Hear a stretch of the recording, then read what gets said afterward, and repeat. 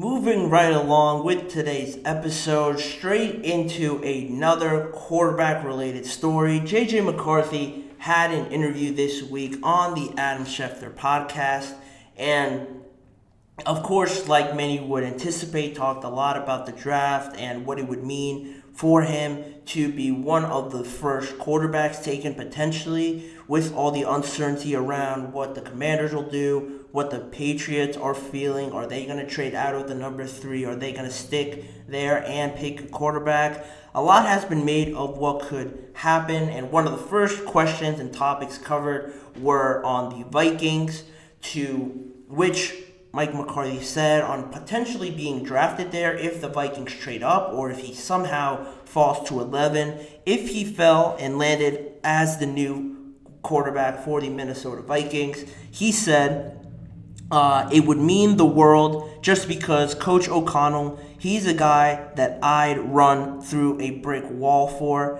Everything that he wants to do with his football team is something that I want to be a part of. Obviously, being in the NFC North, being a Bears fan my entire life, and being able to play at Soldier Field and stay in the Midwest and all that good stuff, it'd be a dream come true.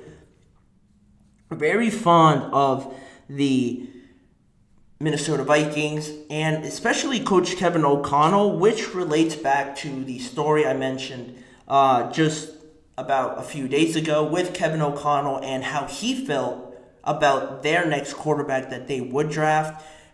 Going back to it and just pulling from that story, in an interview Kevin O'Connell did, he said that he just feels that their next quarterback is going to be the guy. He seemed very adamant about it, very passionate about really being convinced that the next quarterback that they draft is going to be their guy, the guy for the organization.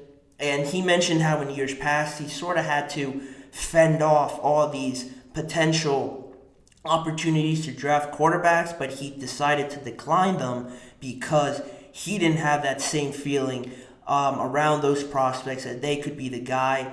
And you see that, you hear Kevin O'Connell be so engaged with that sort of feeling and bringing in a quarterback that he truly believes in. Now you have J.J. McCarthy almost to the same level of emotion and just gravitas with what he says. He also says it would mean the world to him. It would be a dream to play in Minnesota, and especially mentioning Coach Kevin O'Connell saying he'd run through a brick wall for him. It just seems like they're very passionate about being with each other just for the rest of their careers. It seems like a match made in heaven, just the way that they're talking. One talking about the Vikings and the Vikings talking about their next quarterback. It seems like it's just matching up perfectly, and how they're talking about each other, I think it makes too much sense.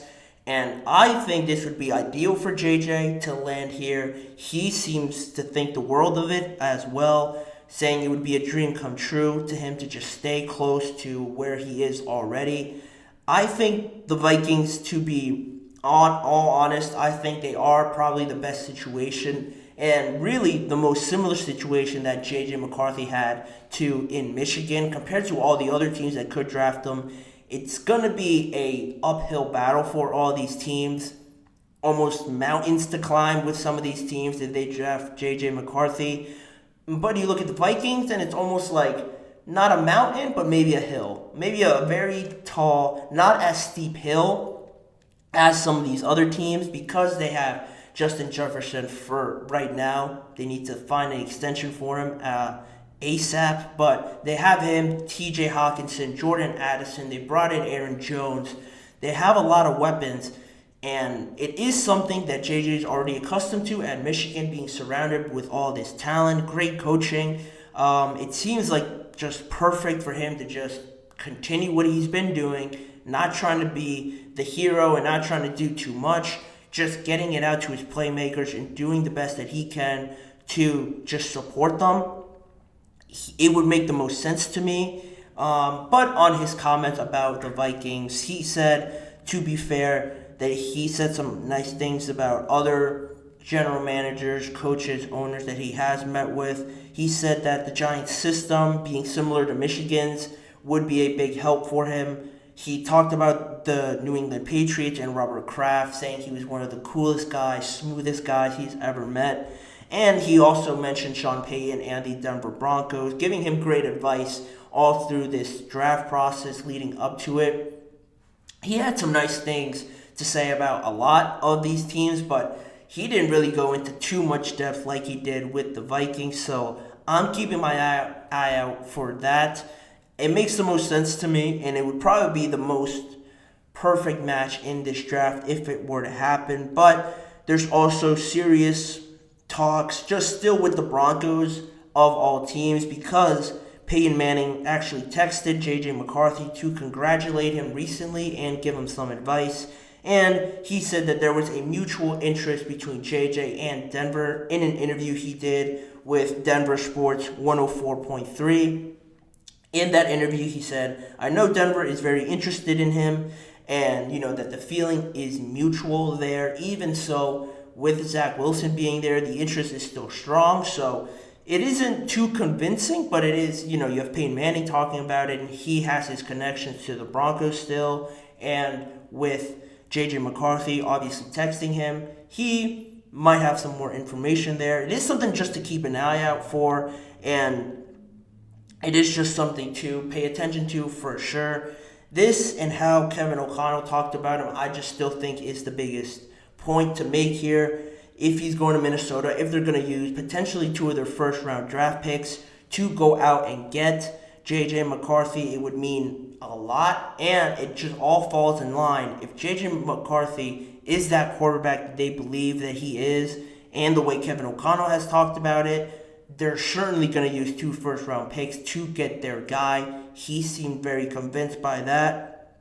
And all spots, in all honesty, offer different positives for McCarthy, but Minnesota, for me, tops them all because of all the weapons. I'm sure JJ will do great if he went to the Commanders, who I've been a big fan of their offseason. But at number 2, I think that would shock the entire world if he went at number 2 over Jaden Daniels. Then you're really going to see some chaos break out. I don't see that happening. The Patriots could be one. They have things to offer there with New England, a strong offensive line.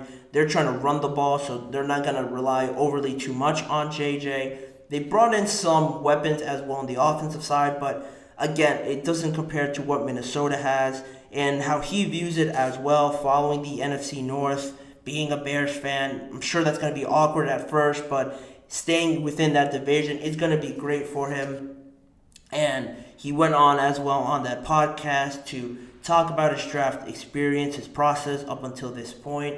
With JJ, a lot has been said about him, to be fair. Not too much has come out from him to be completely real. Most of it has come from what Jim Harbaugh has said and people talking about that. And all JJ has done is just impressed in the pre-draft process of the pro day, the combine. Hasn't said too much really in regards to things like, I think I'm the best quarterback in this draft. I think I should be one of the top picks. He's really not said anything like that. He's just gone about his business and just performed through all these processes. He's followed the protocol to the T up until this point. So I think a lot of teams like the low maintenance, just all about football, that just seems to revolve around JJ. And it certainly helps that Jim Harbaugh is talking you up, saying that you're the best quarterback in Michigan's history.